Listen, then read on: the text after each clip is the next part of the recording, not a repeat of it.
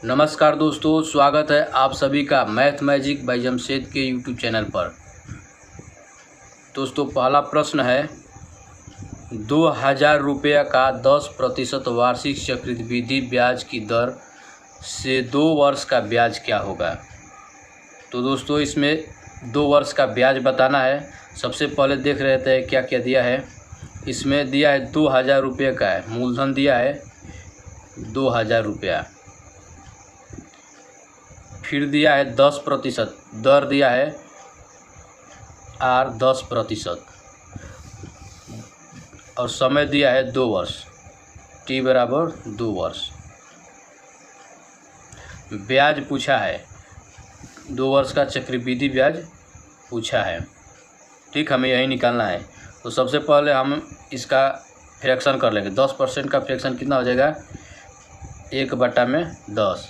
ठीक है, तो 10 पर 1 का ब्याज, तो क्या हो जाएगा 10 पर 1 का ब्याज, यानी कि 10 से 11 हो जाएगा। और फिर 2 वर्ष है तो 2 बार लिखेंगे, 10 से 11।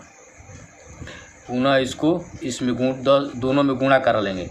तो 10 और 10 का गुणा कराएंगे तो 100 हो जाएगा, और इसमें 11 का गुणा कराएंगे तो 121। ठीक, यहाँ जो हमें प्राप्त होता है ये मूलधन प्राप्त होता है, और यहाँ पे जो प्राप्त होता है वो मिश्रधन प्राप्त होता है, और जो इसका अंतर होता है मूलधन और मिश्रधन का वो ब्याज होता है। ठीक है, तो हमें यहाँ पर रेशियो में 100 प्राप्त हो गया है मूलधन, और एक्चुअल में मूलधन जो है 2000 दिया है।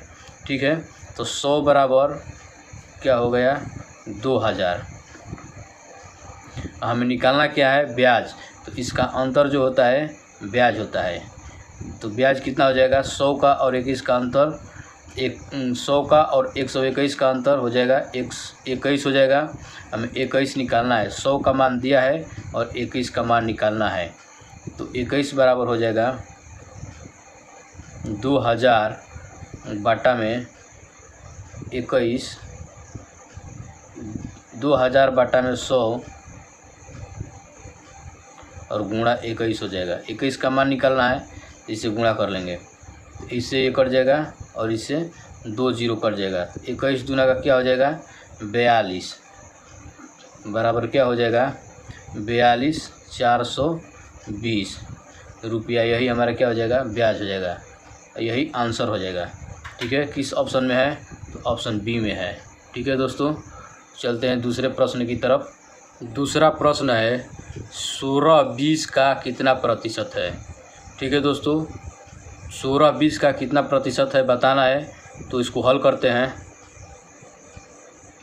16 पूछा है, तो 16 बटा में अब हमें बेस चाहिए। तो बेस क्या होता है जिससे कंपेयर किया जाता है। 16-20 का कितना प्रतिशत है, तो बेस क्या हो जाएगा 20। और एक तरीका और है बेस पहचानने का, जिसके साथ का लगा रहता है वही बेस होता है। तो 16-20 के साथ का लगा है तो 20 हो जाएगा। और प्रतिशत पूछा है तो प्रतिशत में बदलने के लिए 100 का गुणा कर देंगे। तो इसे 20 से ये 5 बार में 20 500, और 16 गुणा 5 हो जाएगा। तो कितना हो जाएगा 16×5 80। यही हमारा आंसर हो जाएगा 80%। किस ऑप्शन में है 60%, 12.5%, 40%, 80%। तो ऑप्शन डी हो जाएगा। ठीक है दोस्तों, 3 नंबर प्रश्न है 2 संख्याओं में 7 संबंधी 5 का अनुपात है।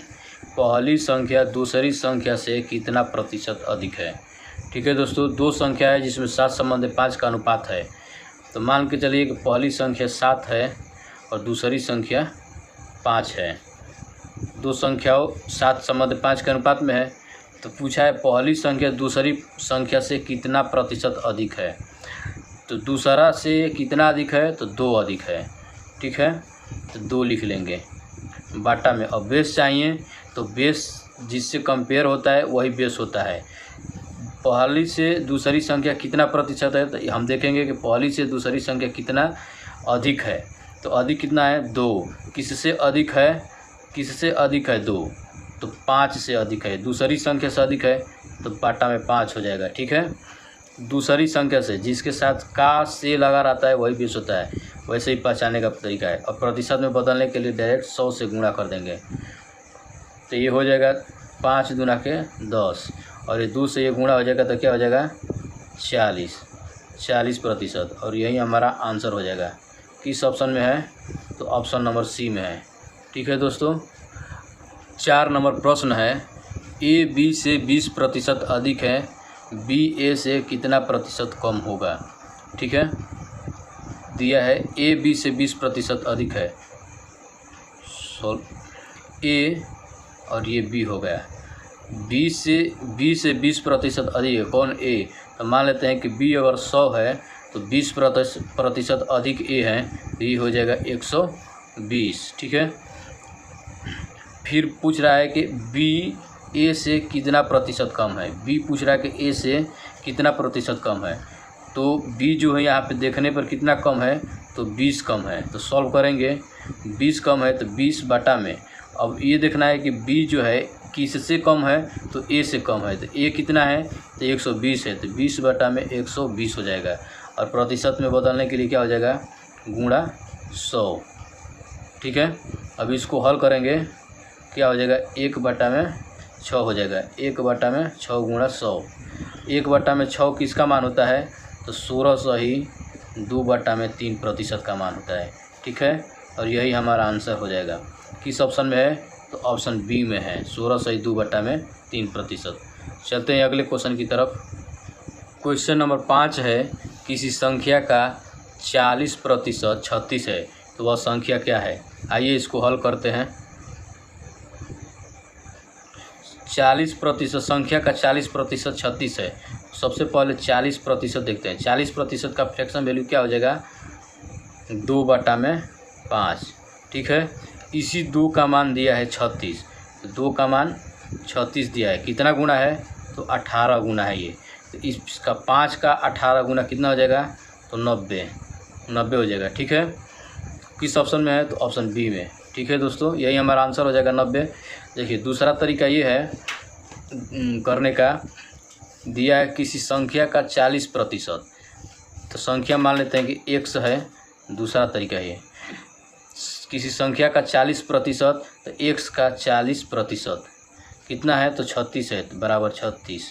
तो x गुणा 40 बटा में प्रतिशत हटाते हैं तो नीचे 100 आ जाता है। ठीक है, बराबर 36।